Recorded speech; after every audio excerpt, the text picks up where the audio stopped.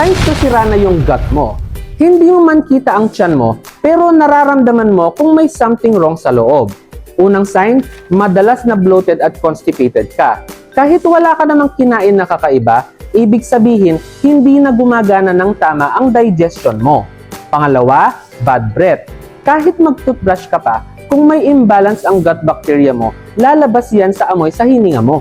Pangatlo, low energy at brain fog. Oo, kahit busog ka, parang laging pagod ka pa rin. That's because a bad gut affects nutrient absorption. Pang-apat, frequent mood swings, anxiety, or irritability. Alam mo bang konektado ang gut sa mental health? Kaya pag hindi healthy ang gut mo, apektado rin ang mood mo. Pang-lima, madalas kang nagkaka-allergy or skin breakout. Kasi 70% ng immune system mo ay nasa gut. Kaya kapag may imbalance, lalabas sa balat at katawan mo. Kung gusto mong ayusin yan, start with high fiber food, probiotics at bawasan ang sugar para unti-unting bumalik sa ayos ang sistema mo.